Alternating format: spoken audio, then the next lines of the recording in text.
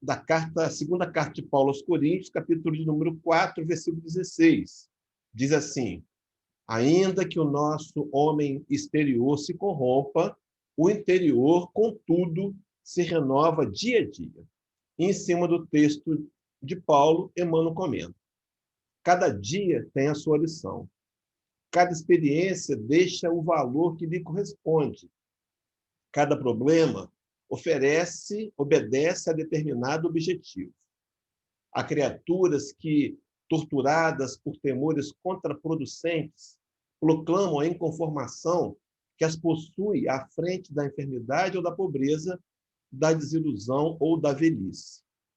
Não faltam, no quadro da luta cotidiana, os que fogem espetacularmente dos deveres que lhes cabem, procurando na desistência do bom combate e no gradual acordo com a morte a paz que não podem encontrar.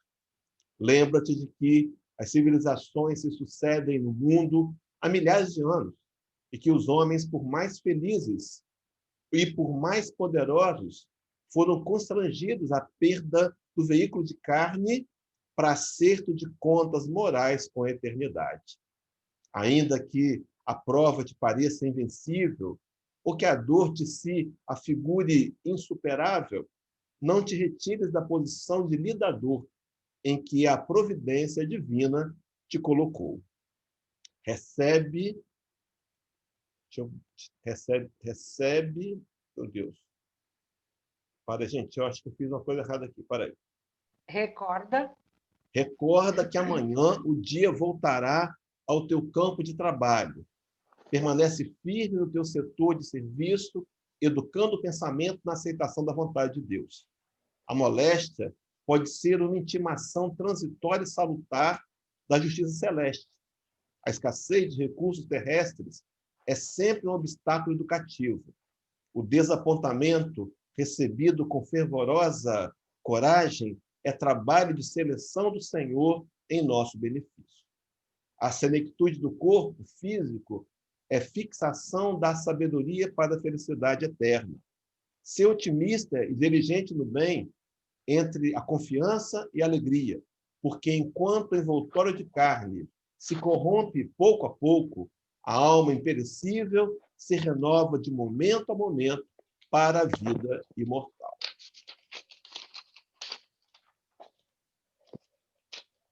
Muito bem. Muito bem. Então, agora nós vamos nos preparar para realizarmos a prece inicial. Neste momento, vamos fechar os nossos olhos, acerenar a nossa mente, o nosso coração, nos colocando numa posição confortável e deixando-nos envolver pela atmosfera do amor e das boas energias que serão, com certeza, trazidas, emanadas pela espiritualidade. Agradecidos estamos, Senhor, por esta oportunidade de reflexão, de estudo, que saibamos aproveitar o momento da melhor forma possível, pedindo, Senhor, também a espiritualidade que intua e inspire o expositor da noite de hoje e que abençoe a todos aqueles que aqui estão presentes online e aqueles que por algum motivo não puderam comparecer, também possam ser amparados e assistidos em suas necessidades físicas e espirituais. Obrigado, Senhor, por estar conosco e permita-nos sempre estar junto a Ti. Que assim seja. Que assim seja. Graças a Deus. Aí, ó, o Maynard e a Ieda chegaram também. Boa noite para vocês. O Hélio estava perguntando de vocês. Bem, meus queridos, hoje nós temos, então, novamente, a grata satisfação de estar recebendo online, né, o Hélio, que com toda a disposição sempre tem, né, e boa vontade, vai expor para nós o tema, renovando os valores da vida. Que Jesus te ampare e te abençoe, viu, Hélio? Obrigado, minha irmã. Deixa eu abrir aqui, então, os slides de novo, né? Tá certo, a Pois palavra bem, é meus sua. queridos companheiros de jornada, que alegria a gente poder estar juntos à distância, né? Eu não sei se essa ferramenta aumenta as saudades ou diminui, mas que ela é importante, né? Até porque é que nós podemos lançar mão agora e que a gente precisa utilizar de forma intensa para, de alguma maneira, amenizar aí o impacto da falta da reunião presencial. Então, que todos nós possamos ser envolvidos pelas energias de amor dessa live, que cada companheiro que participa aqui agora seja envolvido por elas e que mais tarde os que vão nos acompanhar também pelo YouTube possam também ser beneficiados com os esclarecimentos e as informações a serem apresentadas aqui. Então, que possa Jesus abençoar a todos nós. Pois bem, queridos, o tema é renovando os valores da vida. Deixa eu ver aqui o que está acontecendo, que o slide não quer passar. O mouse não está no lugar. Deixa eu ver. Para meus irmãos. O que está acontecendo? Aí, agora está. Bom, renovando os valores da vida. Esse tema, ele nasceu a pedidos. Nós fizemos uma semana espírita esse ano, lá de Guaçuí, ali no sul do Espírito Santo, e o tema que foi sugerido na temática da semana que nos coube foi esse. Renovando os valores da vida. É um tema que eu gosto muito, porque ele traz para a gente a realidade de que nós somos espíritos imortais, em evolução, espíritos que temos uma ascensão garantida, um progresso que nos aguarda para sermos plenamente felizes e realizados. Então, renovando, o tempo do verbo é o gerúndio. Ele está dizendo para a gente que renovação é algo que acontece, mas que não acontece de uma hora para outra. É preciso entendermos isso. E renovar valores da vida aos poucos. Esses valores da vida nós fomos construindo ao longo das encarnações. São aqueles assuntos que são para a gente mais importantes. É claro que a proposta do Evangelho é que a gente ajuste os valores, muitas vezes infelizes, que nós elaboramos, que não tem nos levado a decisões equivocadas e a dor, em valores novos, pautados na proposta de Jesus e seu Evangelho. Então, há a possibilidade da renovação. Primeiro ponto é esse. O segundo, os valores da vida precisam ser questionados. O que é, meu irmão, para mim? O que é para você mais importante? Porque o que nós damos importância influencia diretamente nas escolhas que fazemos. E talvez seja a hora de mais amadurecido espiritualmente, revermos nossos conceitos e valores e procurar decidir mais pautados na lei de Deus. Para trabalhar esse tema, eu vou apresentar apenas 2 versículos. O tempo todo eu vou trabalhar a fala de Paulo de Tarso na carta aos Romanos, capítulo 12, versículos 1 e 2. Comecemos pelo versículo número 1. Paulo diz assim: rogo-vos, pois, irmãos, pela compaixão de Deus, que apresenteis o vosso corpo em sacrifício vivo, santo e agradável a Deus, que é o vosso culto racional. No primeiro momento, apresenteis o vosso corpo. Durante a formação do pensamento religioso, e aqui não vai nenhuma censura, nenhuma crítica, nós cometemos o erro das interpretações e imaginamos, de alguma maneira, que apresentar o corpo em sacrifício vivo seria, por exemplo, nos permitir o autoflagelo, como é muito comum em algumas religiões, ou então até mesmo fazer a opção voluntária por um celibato forçado, quando a gente imaginava que atitudes como essas eram o sacrifício vivo, santo e agradável a Deus.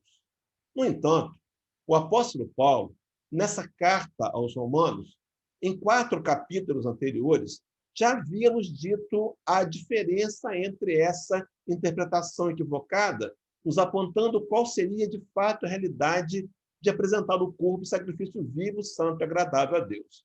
Narra-nos assim o texto: somos devedores, não à carne, para viver segundo a carne, porque se viver de segundo a carne, morrereis. Mas se pelo Espírito mortificardes as obras da carne, vivereis. Eu quero, antes de adentrar no assunto em questão, trabalhar esses devedores. Há uma mensagem da Joana de Anjos, pelas mãos de Divaldo Franco, numa psicografia trazida diante da tumba de São Francisco, lá em Assis, com o título Irmão de Jesus, aonde Joana vai nos adjetivar como sendo pobres filhos do Calvário. Meu irmão, minha irmã, não nos enganemos. A nossa condição é de devedores. Ser devedor, no somatório, na contabilidade da imortalidade, não é um problema grave. Não, o problema é nós não estarmos combatendo para pagar as dívidas. Ser devedor não nos faz inferiores, apenas nos mostram a realidade, nos convida a uma atitude mais equilibrada para quitarmos os débitos do passado na grande lei de causa e efeito. Há uma prece católica chamada Salve Rainha, aonde nossos irmãos católicos vão nos chamar de os degredados filhos de Eva. Essa é a nossa condição. Meu irmão, aceitar que somos devedores, aceitar que estamos devendo racionalmente e emocionalmente é o primeiro passo para fazermos um projeto para pagamento de dívidas. Isso ocorre no mundo físico e também no mundo espiritual. Então, dizia Paulo, fazendo o link entre Romanos 8 e Romanos 12, que mortificardes as obras da carne seria, então, o sacrifício agradável a Deus. Então, não é mortificar a carne, mas as obras da carne, fazendo, então, priorizar as conquistas do Espírito. Meu irmão, minha irmã, eu tenho dito isso algumas vezes em muitas lives. Nós somos espíritos imortais, de passagem pelo mundo das matérias. Essa é a realidade. Nós não somos um corpo. Nós temos um corpo. Será que temos efetivamente, com o conhecimento espírita, feito as escolhas e opções para priorizar as conquistas espirituais? Há uma fala do Evangelho segundo o Espiritismo, capítulo 27, aquele que fala da prece, aonde o benfeitor espiritual faria-nos um questionamento dizendo assim, sobre oração: o que tendes pedido a Deus? Já vos tendes lembrado de pedir a vossa melhoria moral? Será, meu irmão, que eu estou compreendendo que a minha passagem pelo mundo físico tem como finalidade maior trabalhar os valores morais no espírito imortal que eu sou? Então, mortificar os membros da carne seria, as obras da carne seria priorizar as conquistas do espírito imortal. Naquele célebre diálogo entre Nicodemos e Jesus, o doutor da lei, registrado em João 3, de 3 a 5, eu quero pensar algumas verdades. Diz assim o texto: na verdade te digo, que aquele que não nascer de novo não pode ver o reino de Deus. Meu irmão, minha irmã, os que me conhecem aí já há algum tempo, temos essa parceria em Coqueiral de Aracruz, sabem que eu venho de uma religião evangélica. Eu fui de uma igreja batista na minha adolescência, juventude.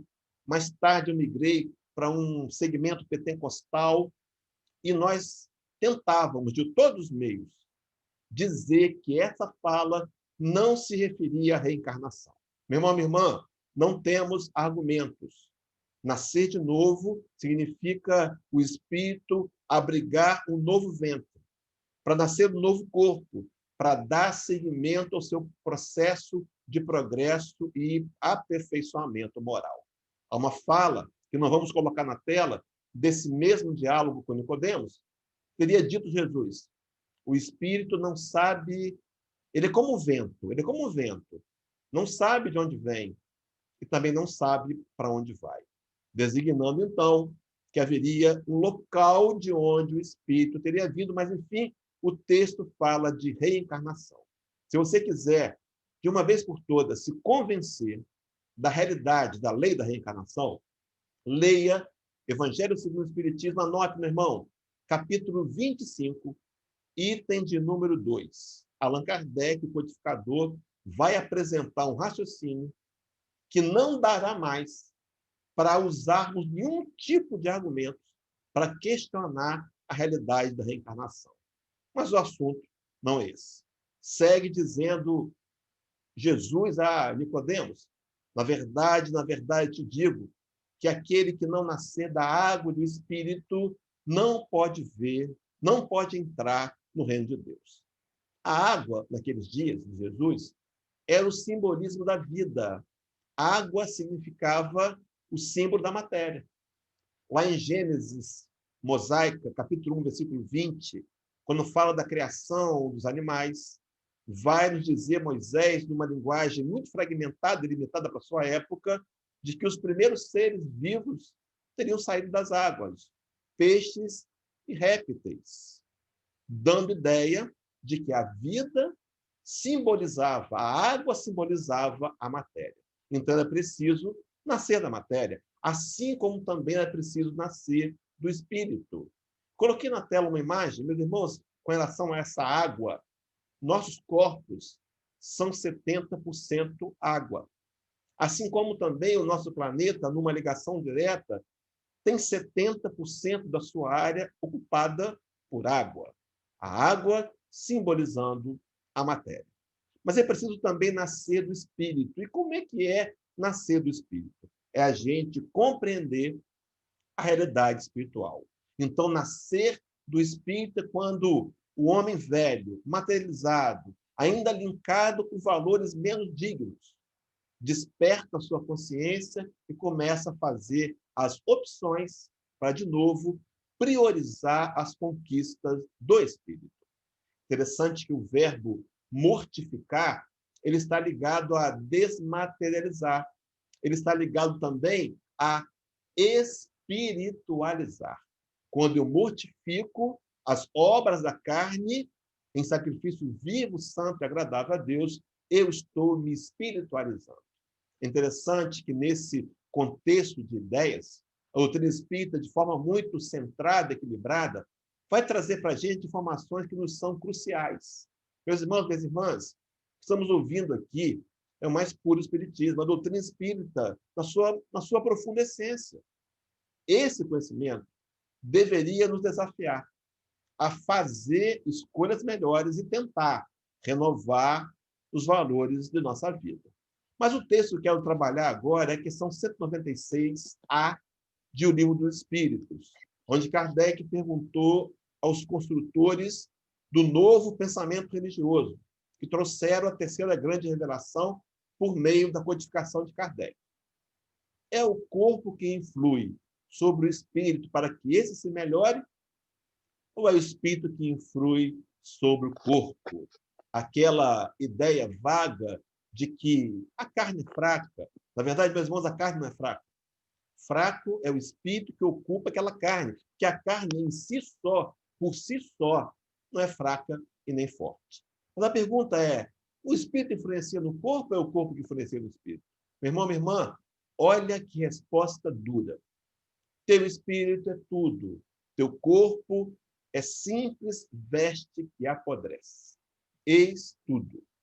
Talvez estejamos priorizando os investimentos nas questões materiais. O teu corpo é uma veste que apodrece. Não sei se alguns de nós tivemos a infeliz oportunidade, necessidade de desumar um cadáver. Meu irmão, é podridão. Os nossos corpos apodrecem. O teu espírito é tudo. Deveríamos pensar melhor nisso e fazer as escolhas pautadas para a evolução do espírito mortal.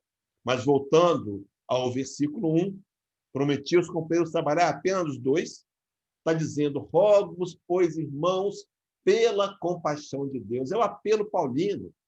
Como se Paulo dissesse, meu irmão, pelo amor de Deus. Dessa vez, faz a opção pela racionalidade, o que ele chama de culto racional, da lógica, da razão. Meus irmãos, não somos convidados mais a uma fé cega. É preciso uma fé que haja comprovação. Os fatos não podem mais ficar no subjetivo. É preciso que a ciência espírita avance dentro de nós através da racionalidade, provando-nos a imortalidade da alma e a responsabilidade dessa alma diante das escolhas que faz no período da vida física e também durante a sua erraticidade. Rogo-vos, pois, irmãos, pela compaixão de Deus. Chegamos, então, ao versículo número 2 da carta aos Romanos, versículo 12. Diz assim: e não vos conformeis com este mundo, mas transformai-vos pela renovação do vosso entendimento, para que experimenteis qual seja a boa, agradável e perfeita vontade de Deus. Ah, meus irmãos, eu queria ficar aqui a noite toda trabalhando essa lâmina. Não podemos, mas eu quero destacar aqui o não vos conformeis. Não vos conformeis com este mundo. Essa conformação pode estar ligada à minha própria evolução moral, quando eu faço alianças com as sombras, quando eu me acomodo em comportamentos que não deveriam estar mais presentes na vida de um cristão, e eu me conformo. Mas também pode ser essa conformação com o mundo, com as atitudes do mundo. Então, está dizendo o texto de Paulo: não vos conformeis com este mundo. Jesus de Nazaré, abrindo o Sermão da Montanha, iniciando o Sermão da Montanha, capítulo 5, versículo 6, numa das bem-aventuranças, diz-nos assim: meus irmãos, prestem atenção, bem-aventurados que têm fome e sede de justiça, que serão saciados. Então, o Senhor exalta aqueles que se incomodam com a injustiça, com a mentira, com a corrupção, com a desonestidade. É louvável. No entanto, meu irmão, minha irmã, o que eu quero pontuar é que serão saciados. Não seremos nós que nos saciaremos mais. Não será mais por meio da espada, não será mais por meio da guerra. Há um projeto em andamento, um imenso projeto que visa a transformação moral da humanidade, aonde as gerações estão reencarnando e desencarnando um processo de migração de espíritos, aonde a população do planeta será ocupada pelos que serão justos, pacíficos e fraternos. Não seremos nós que faremos justiça com as próprias mãos. Fizemos isso na Idade Média e não funcionou. Seremos saciados. Então, meu irmão, cuidado. Cuidado para não abrigarmos revolta em nossos corações. Cuidado também. É preciso estar atentos e vigilantes aos nossos corações. Os nossos sentimentos são uma usina de hormônios, de eflúvios, que transformam-se em hormônios. O ódio, a raiva, a vingança adoece-nos. Há uma fala de William Shakespeare, famoso dramaturgo inglês, onde vai dizer que guardar ressentimentos é como tomar venenos e querer que o outro morra. É preciso, sim, nos indignar com a justiça, mas confiar que, à frente do projeto, temos o governador do orbe, Jesus de Nazaré, aquele que é capaz de acalmar as tempestades, inclusive e principalmente as tempestades do nosso próprio coração. Emmanuel, numa literatura chamada Vinha de Luz, a lição 123, que tem como título A Amargura, diz-nos assim: meu irmão, está ouvindo? É para mim, é para você. Guardemos reflexão e prudência, mas destruamos a amargura injustificável. Então, algumas vezes, o nosso hábito é da reclamação, é da revolta, condicionada a repetições. É hora de acalmarmos esse pânico e confiar nas mãos do Senhor, que estão à frente desse projeto infalível. A Terra, meu irmão, será um mundo regenerado. Como diz o meu amigo Francisco Cláudio, lá de Santo Dumont, comigo, semigo, ou apesar de migo. O mundo será regenerado. Tomara que com a gente. Cuidado com essa amargura que infelicita. E Emmanuel completa: para que não perturbemos a obra do Mestre e para que os nossos amados não se privem da graça de Deus. Sim, nos indignar é justiça. No entanto, confiar na atuação divina. Justiça com as próprias mãos, nunca mais. Os que herdarão a terra regenerada serão os mansos e os pacíficos.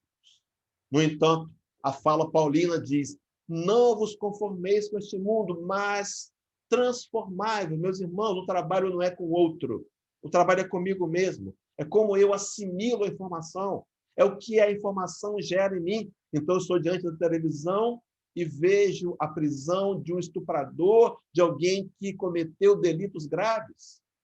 Na minha vigilância, externo o velho homem, que pretende, que deseja. Troço por baixo. Tem gente com áudio aberto aí, companheiros. Fecha o áudio aí, por favor. Então, nesse momento, eu externo o velho homem que quer que aquele elemento apodreça na prisão, quando o Rabi da Galileia nos orientaria a orar por ele. É um delinquente, é vítima de um sistema. Então, algumas vezes, o trabalho está na transformação pessoal. Eu me apoio em duas falas de Jesus.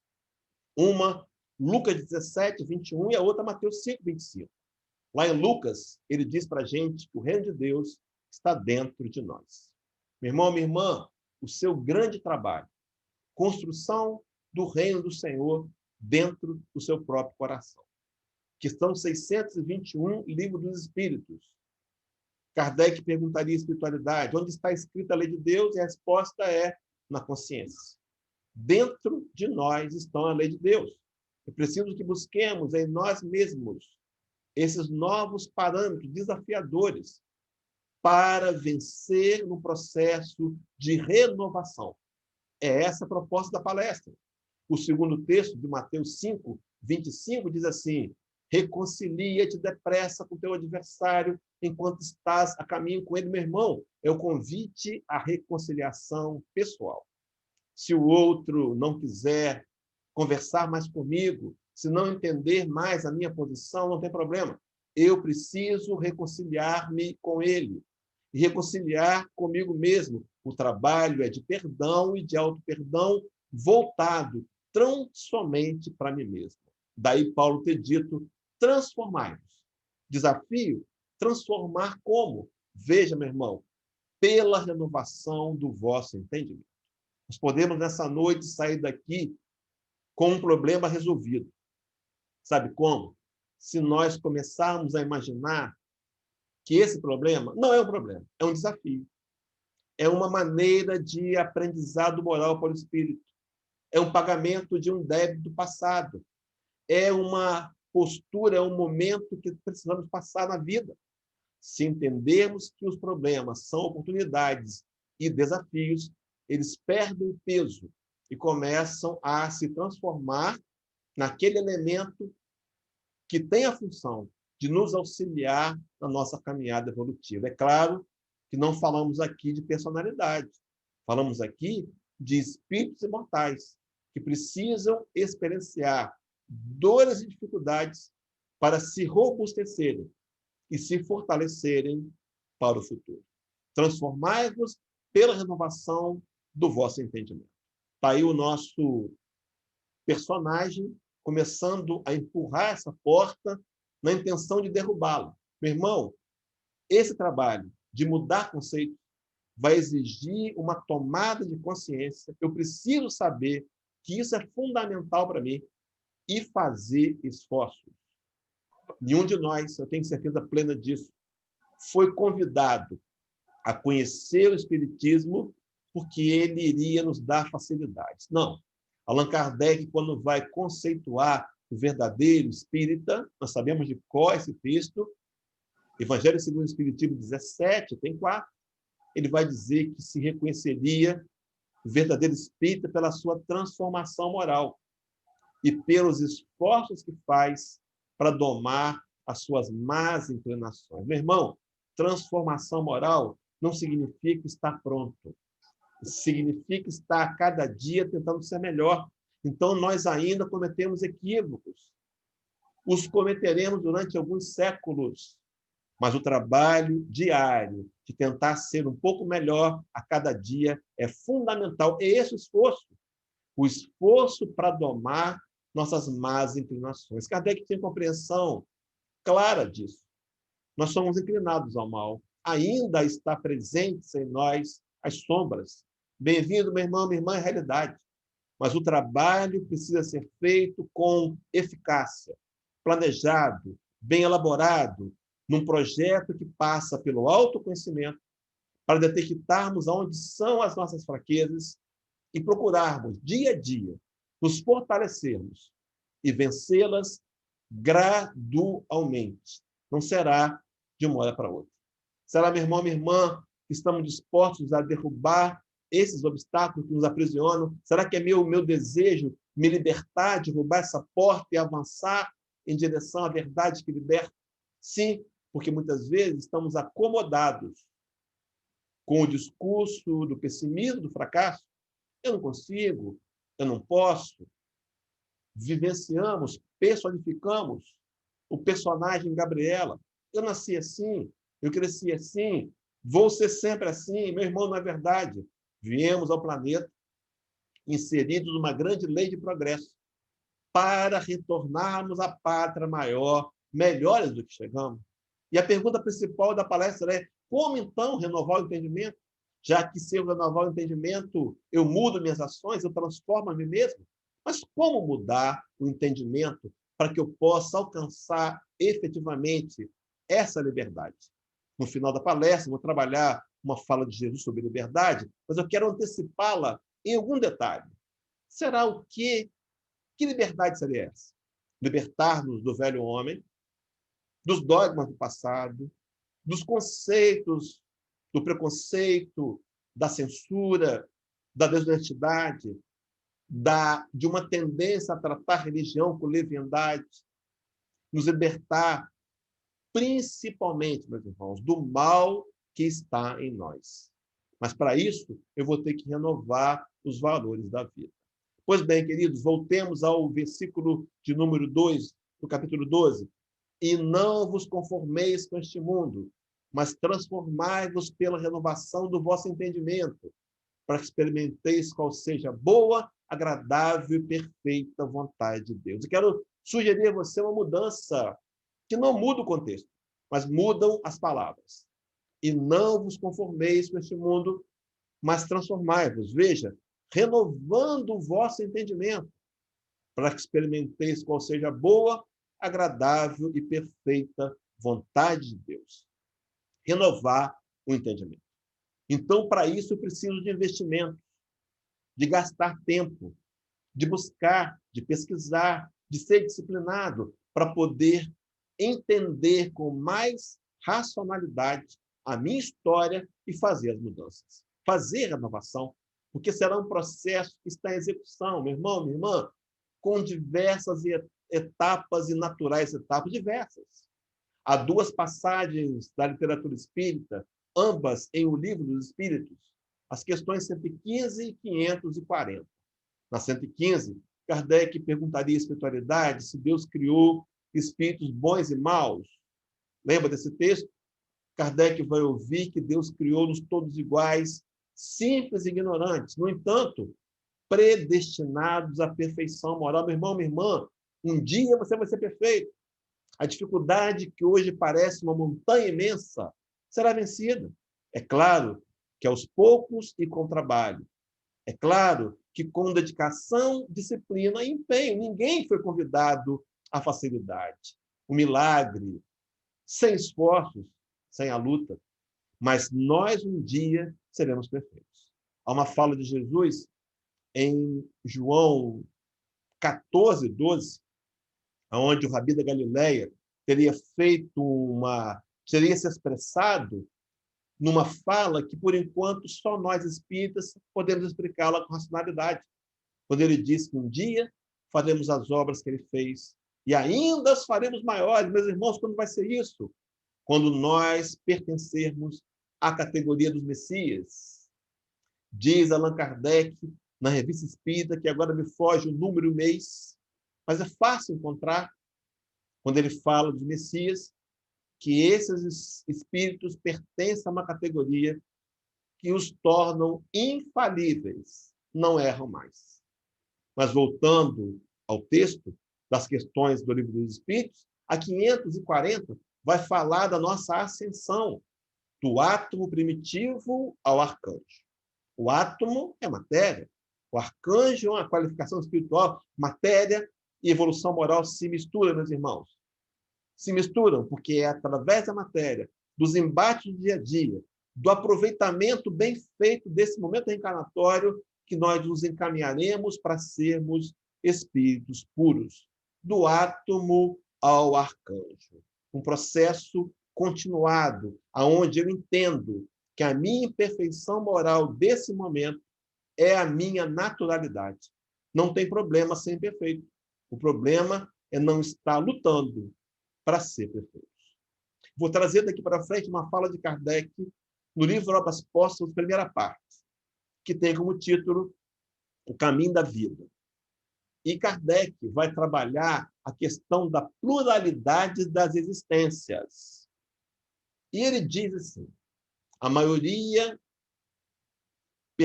maior objeção que podem fazer a essa teoria, a teoria da pluralidade das existências, da reencarnação, é que é a da ausência de lembranças das existências anteriores. Então, as pessoas dizem assim, mas como é que eu vou acreditar em vidas passadas se eu não lembro de nada?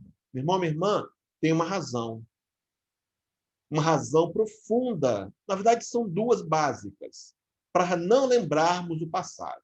A primeira é que se nós pudéssemos enxergar as atrocidades que fizemos com um punhal e a espada na mão, a nossa sensação de culpa seria tão grande que nós ficaríamos paralisados. Então, para que isso não aconteça, os benfeitores da luz nos contemplam com o benefício do esquecimento temporário. Mas um outro motivo também para esquecer, a inviabilização dos reencontros para ajustes. Na família que estamos, é provável, é possível que haja nesse núcleo consanguíneo inimigos do passado, que fomos colocados juntos, a fim de que agora, unidos pelos fios da parentela material, tenhamos uma chance de nos acertar. Imagina se nós nos lembrássemos que o nosso irmão, ou o nosso esposo, ou a nossa sogra são inimigos do passado. E isso se constituiria no impedimento. Então, para que não aconteça, o esquecimento do passado é fundamental. Mas ele traz, de alguma maneira, uma desvantagem. Esquecemos também que somos espíritos. Esquecemos que estamos passando pelo mundo físico. Em só mais uma oportunidade, de muitas que já se foram, de muitas que ainda nos sobrevirão. Mas Kardec prossegue, então, trazendo nesse artigo o exemplo. Ele vai dizer que ele apresenta uma estrada cheia de curvas e que, em determinados momentos, ela é interrompida por florestas. Está aí o exemplo. Vou aproximar a imagem. Florestas densas que interrompem a estrada e torna dificultoso a passagem e o encontro seguinte para continuar na caminhada em direção ao cume de uma montanha. Está aí as imagens de uma densa floresta. Os espíritos, as pessoas passam, esse viajante passa por essa estrada. E é verdade que nos primeiros momentos ele vai vaguear, mas ele vai chegar ao fim, é inevitável chegar ao fim, mas chega cansado e ferido. O que acontece é que depois que ele reencontra a estrada, caminha mais um pouco, ele se depara com uma nova floresta. E nessa nova floresta, ele vai passar, agora com um pouco mais de experiência. Talvez saia menos ferido, mas ainda machucado e necessitando fazer esforços desdobrados para vencer obstáculos. Mas acontece que ele vem para esse lado de novo, encontra uma nova floresta, e mais uma outra, e mais uma outra. E a cada floresta ele vai conquistando valências, conhecimento, ele vai tendo experiência. E o que acontece é que agora, mais confiante de atingir o objetivo, transpõe mais facilmente os obstáculos. Ainda chega ferido, mas menos ferido e mais confiante. Acontece que nesse processo de enfrentar as florestas, numa floresta mais adiante, ele vai encontrar um lenhador. E esse lenhador vai facilitar a sua história, lhe indicando o caminho a seguir, até que ele vai caminhando e chega, enfim, ao cume da montanha. Atinge o objetivo. Lá do alto, ele está feliz, ele vê de uma forma mais positiva as dificuldades pelas quais passou. Meu irmão, minha irmã, pode ser que agora você esteja dentro da dificuldade, dentro da floresta, dentro do desafio, mas ele vai passar, inevitavelmente passará. A nossa busca deverá ser por aprender, nos fortalecer através desses obstáculos. Então, agora pode parecer algo extremamente difícil, mas depois que vencemos e olhamos para trás, percebemos que aquela dificuldade nos apresentou inúmeras vantagens. Deixa eu abrir um parênteses rápido aqui para contar de um artigo que eu li na internet há pouco tempo. Falava de um grande empresário mineiro de Belo Horizonte, das Minas Gerais, que contava a sua história.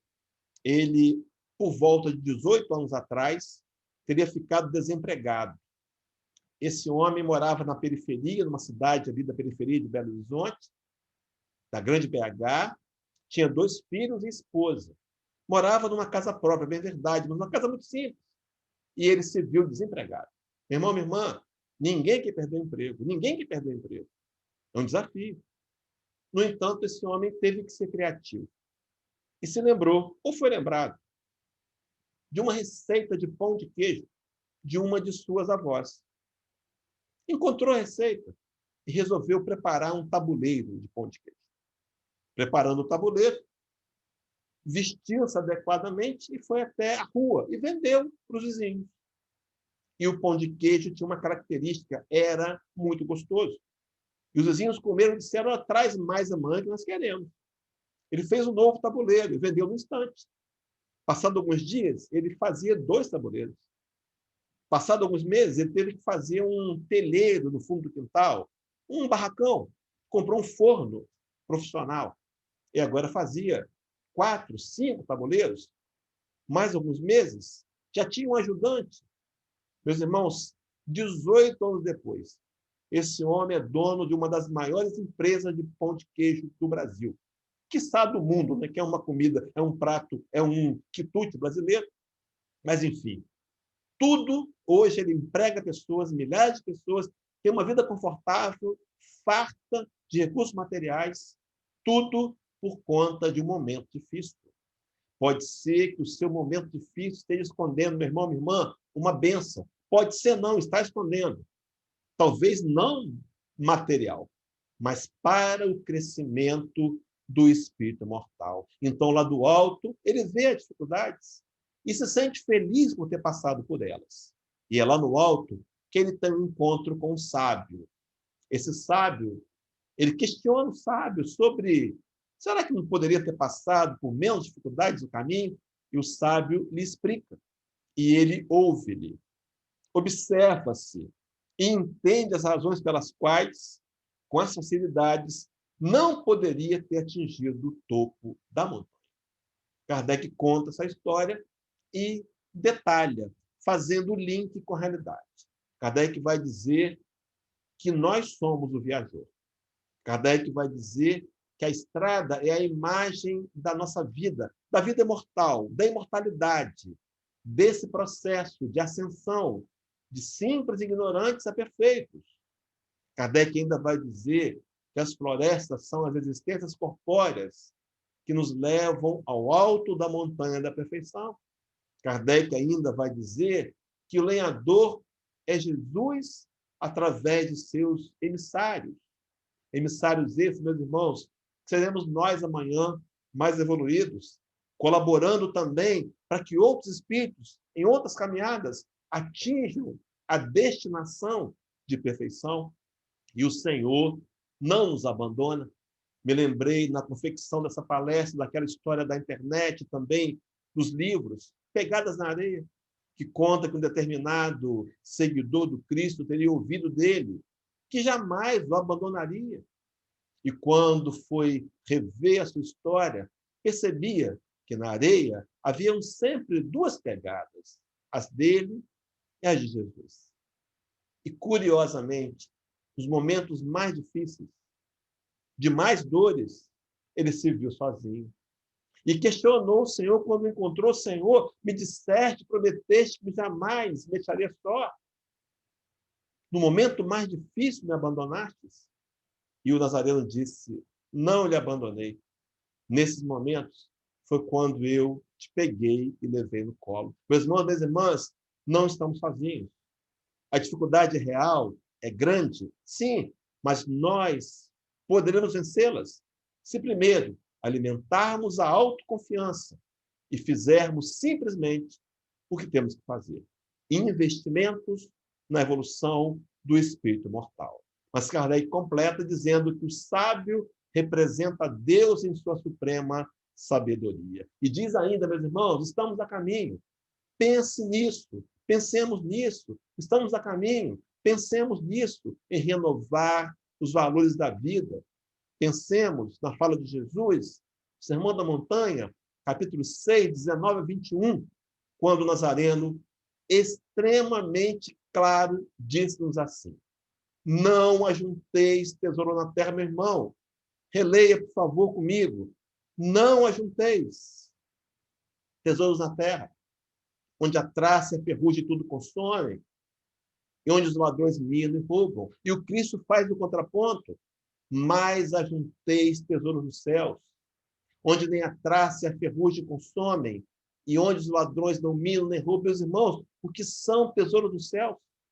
Senão a conquista das qualidades morais, aprender a ser paciente, tolerante, humilde, honesto, ter compaixão, misericórdia, conquistar a capacidade do perdão.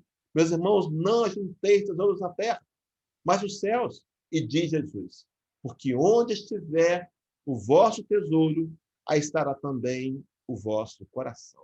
Meu irmão, minha irmã, o que é importante para mim? Quais são os meus tesouros? Quais são os meus valores? Você quer descobrir quais eles são? Olhe para os resultados da sua vida. Olhe para o seu estilo de vida. Se os seus investimentos no campo das matérias te comprometem mais tempo e dedicação do que aquele patrimônio imortal do espírito, serão eles os seus valores. Podemos mudar? Podemos inverter? Sim, podemos vencer o materialismo. Podemos começar agora, meus irmãos, e fazer algo diferente. Mas voltando, porque daqui a pouco Maynard vai ficar de pé lá atrás da casa, né? A tradição do relógio. Mas voltando ao versículo 2. E não vos conformeis com este mundo, mas transformai-vos, renovando o vosso entendimento, para que experimenteis qual seja a boa, agradável e perfeita vontade de Deus. Meu irmão, minha irmã, qual é a boa e agradável e perfeita vontade de Deus? Evangelho segundo o Espiritismo, capítulo 28, item 3. Fazer a tua vontade, Senhor, é observar as tuas leis e submeter-se sem queixumes aos teus decretos. Fazer a vontade de Deus é aceitar a lei do Senhor. Até porque, segundo a questão 614, está relacionando a nossa felicidade com essa adesão voluntária à lei de Deus. Os espíritos responderam a Kardec quando ele os inquiria com relação à lei natural, com relação à lei de Deus. E nas entrelinhas da resposta, os espíritos dizem: o homem só é infeliz quando ele se afasta das leis de Deus. Minha irmã, felicidade não é um relacionamento. Minha irmã, felicidade não é um patrimônio. Não são certificados. Felicidade verdadeira é uma adesão voluntária às leis de Deus. Para começar a fazer o fechamento, Pão Nosso, lição 38, Emmanuel, conta particular.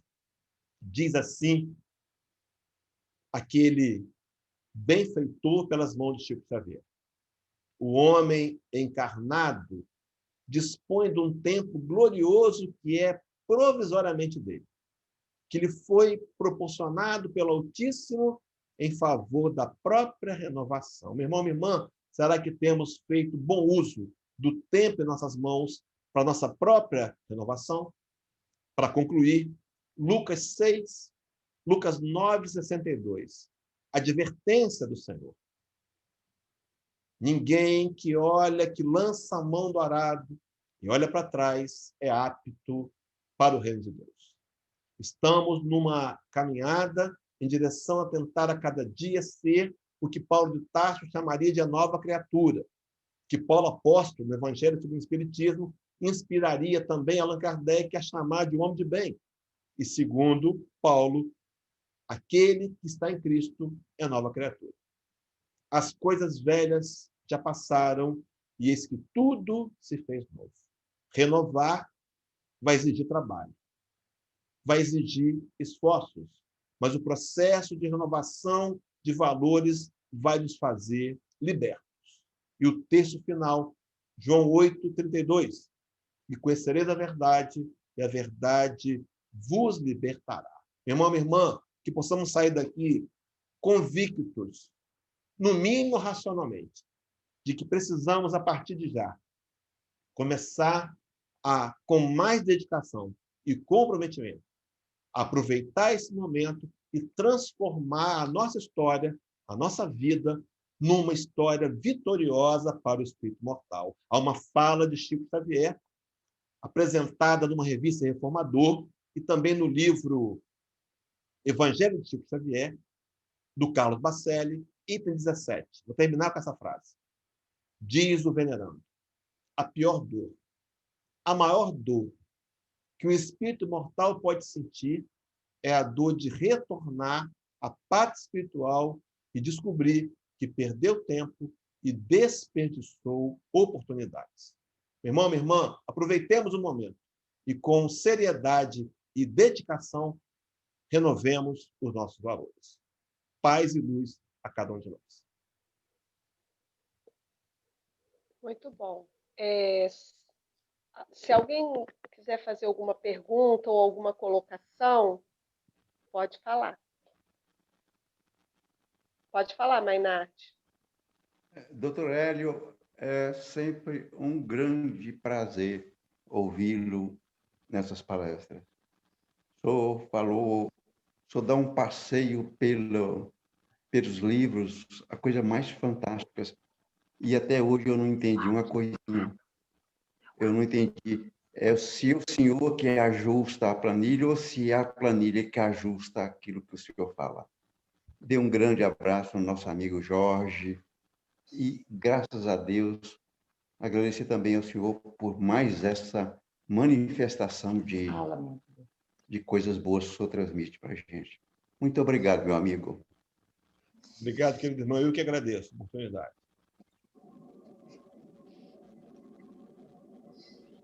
Obrigada, Elinho. Muito bom mesmo esse passeio, como o Mainardi falou aí. Eu sou muito agradecida por essa palestra. Muito agradecida mesmo. Muito obrigada aí pela palestra, viu? Olha, Nossa. que todos tivessem essa oportunidade, né?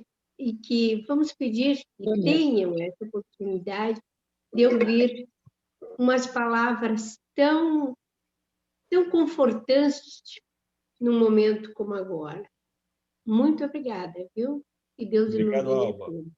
Obrigado.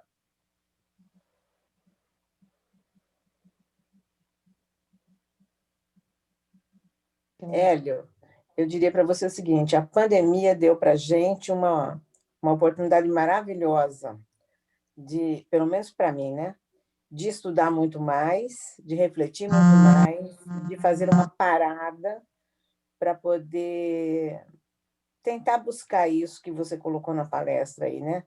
A renovação dos nossos valores, das nossas ações, dos nossos pensamentos, dos nossos relacionamentos, né? E é essa pandemia, pelo menos para mim, ela representou esse tempo, né? Um tempo que você para de ficar correndo de um lado para o outro, tem que ficar parado de qualquer maneira, então, pensar, né, muito seriamente sobre tudo isso, né? Olha, eu estava conversando hoje com um amigo e eu me lembrei daquele texto do Sermão Profético, capítulo 25 de Mateus, 24 e 25, que seria necessário o evangelho ser pregado a todos os cantos da terra para depois vir o fim. O fim seria o final de um ciclo, né? A implantação do mundo novo. E a gente, agora, com essa ferramenta, essa mensagem vai ser levada mais rápido, mais intensamente. A gente fazia palestras antigamente para 10, 15 pessoas. Hoje a gente faz pela internet, aí fica aberto a um número infinito de pessoas em vários lugares. Por exemplo, nossos irmãos aí de Brasília, conosco aqui em Aracruz, né? Em qualquer hora de Não é Aracruz. Se maravilhoso? não fosse a ferramenta, não poderíamos ter o prazer de estar com eles juntos, né? Graças a Com Deus, certeza. Deus sabe o que faz. Vamos agradecer. Não tenha dúvida, agradecer mesmo. E agradecer a você, Hélio, mais uma vez por uma palestra maravilhosa, com essas reflexões, que possamos realmente, né, refletir, fazer a nossa mudança e ajudar aqueles que estão à nossa volta a fazer essa mudança também, né? Afinal de contas, o exemplo arrasta, né? É verdade, verdade. Graças a Deus. E muito pertinente a sua leitura inicial, né, quando fala lá no final que nós devemos permanecer firmes, né, no serviço e diante da vontade de Deus, né? Então, diante disso tudo que você expôs hoje, vamos renovar os nossos pensamentos e principalmente as nossas atitudes, né, Hélio? Muito bom, viu? Muito obrigado pela oportunidade da reflexão e que Deus te ilumine sempre, ilumine a todos que aqui estão presentes. Vamos. Mais alguém gostaria de fazer alguma colocação ou podemos para a parte final da nossa reunião, que é a prece final, né? Se alguém quiser falar mais alguma coisa, ainda dá um tempinho. Agora eu vi meu amigo Haroldo ali, ele. Ô, Jô, só queria concluir da fala da Dorinha, que eu acho que todos nós estamos tendo a oportunidade de estudar mais e de olhar para dentro, né? Mas eu acho que a gente não pode perder a oportunidade, embora as limitações, de colocar em prática as coisas que a gente está aprendendo, né? Então, eu percebo muitas pessoas enclausuradas, muito medrosas, assim, e eu até acho, eu respeito, né, cada um é cada um, mas eu percebo um pouco de falta de fé, sabe, em muitas pessoas nessa questão da pandemia, né? Entra num estado energético mental que prejudica imensamente a pessoa, né? As pessoas, e são muitas, até espíritas, né? Então, esse esforço ele tem que transcender, né? Tem que transcender as limitações do seu dia a dia para outras coisas. Por exemplo, o trabalho dos moradores de rua, por exemplo, nossa, nunca parou, né? Nunca parou. O Marcelo Lá Guerreiro, né, quando estava sozinho, ele mesmo foi assim mesmo, quer dizer, confiou, e eu sei que nós estamos protegidos pela espiritualidade, né? Nosso bazar está lá toda terça-feira funcionando, 20 pessoas, 20 e tantas pessoas que entram, e a gente tem fé, nós não vamos ter nada, não vamos pegar nada, a gente está protegido, né? Então, assim, eu acho que as pessoas precisam refletir um pouco mais e sair um pouco dessa zona de conforto, de ficar dentro de casa, estudando, estudando, estudando, guardando tudo para si e não compartilhando o dever, que é o serviço, né? A caridade é um serviço. Então, era só uma reflexão final. Elícia, interessante Sim. sua fala aí, que a nível de mundo tem uma psicosfera de medo, né? Medo. O mundo está passando um momento de medo, mas a gente também é aquela história, né? Eu acho que não podemos deixar de fazer o essencial, mas fazer com prudência, com cautela, mas fazer, né? É muito importante. Claro. Colocou muito bem. Claro. Nós não podemos deixar, né, Hélio, tudo por conta da espiritualidade, a gente tem que fazer a nossa parte, né? Junto com a Então, por espiritualidade. exemplo, Logicamente, a gente tem que trabalhar, tem que fazer dentro daquilo que são as regras que a OMS manda, que o pessoal da saúde pede, né? Com máscara, com álcool gel, essas coisas todas, né? Mas é realmente o que a Alicia falou, a gente tem que confiar, né? Confiar que nós estamos protegidos, fazendo a nossa parte e estamos trabalhando no bem, expandindo um pouco vamos dizer assim, os nossos sentimentos, né? De compartilhar com as pessoas e de dar às vezes, algum conforto. Porque o bazar não é só uma compra, às vezes as pessoas chegam lá para desabafar, né? É um confessionário também, vamos dizer assim, né? O bazar é uma sala de terapia, né? É uma sala de terapia, verdade. Como tudo. Por isso que o que a menina aí falou, referente à zona de conforto, a gente não tem que ficar, porque dentro da nossa própria casa, com a internet hoje, nós podemos e temos essa condição de ajudar muitas pessoas. Como que se ajuda?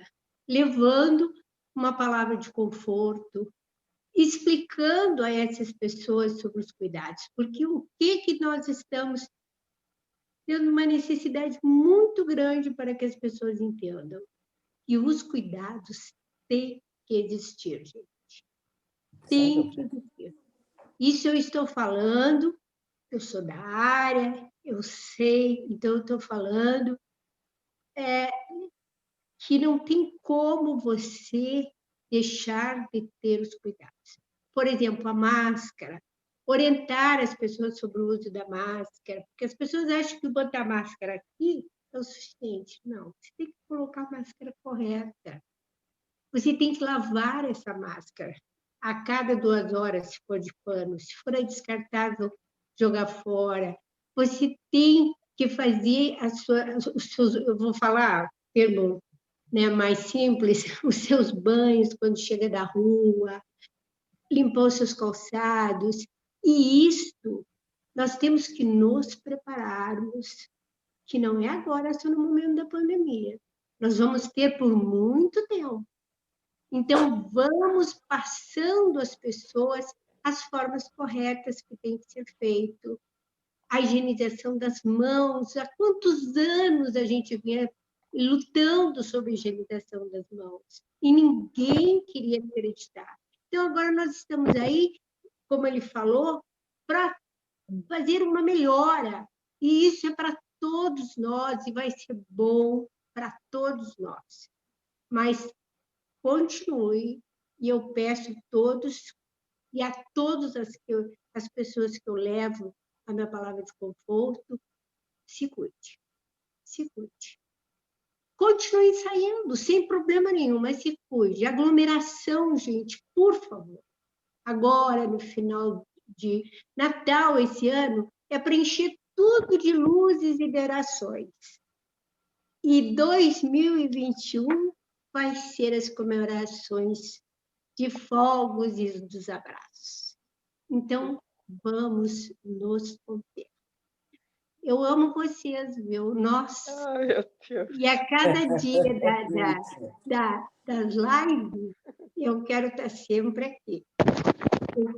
E quero deixar bem claro a cada um de vocês, em todas as minhas orações diárias, vocês estão presentes. Tenho certeza disso. Tá bom? Obrigada, Alma. Obrigada. Um beijo grande. Muito bem, então vamos pedir a Dora para fazer a nossa prece final e conduzirmos para as vibrações do passe, né? Para o momento do passe, por favor. E todos tenham uma boa noite. Obrigado pela presença. Bem, vamos acalmando um pouquinho mais nosso coração, respirando e relaxando, encontrando o centro do nosso coração e percebendo a presença da espiritualidade aí mesmo no seu lar, no nosso lar.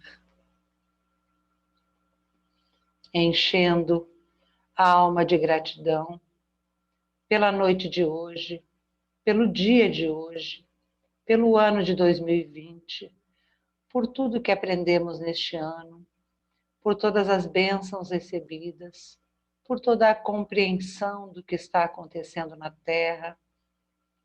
E com essa gratidão no coração, pedimos, Senhor, que nos envolva ainda mais nessa atmosfera de amor, de paz e de cura espiritual, uma cura tão necessária na Terra, a partir de nós, filhos e filhas de Deus. Pedimos, Senhor, que visites através dos teus mensageiros espirituais e também os teus mensageiros encarnados, aqueles que estão hospitalizados ou enfermos, e que a eles seja levado também o consolo e o conforto, e o abraço amigo, e a presença física de seus amores, seus familiares, para que não se sintam solitários e abandonados. Também, Pai amado, abençoai, protegei, cuidai de todos os trabalhadores que não pararam nunca de trabalhar por necessidades essenciais e também, Senhor, por sua própria vontade de manter a sua família com todas as necessidades materiais tão necessárias e que muitos trabalhadores, Pai amado, não puderam parar. E a eles pedimos, e para eles pedimos a tua bênção de proteção e de cuidado para suas famílias, assim para com as nossas também. Pedimos, Pai querido, que fortaleça-nos na fé, na esperança, no servir, na caridade, e que as nossas águas, que agora estão sobre nossas mesas, possam ser fluidificadas, balsamizadas, com todos os fluidos necessários, individualmente para cada um que vai receber essa água após a nossa reunião.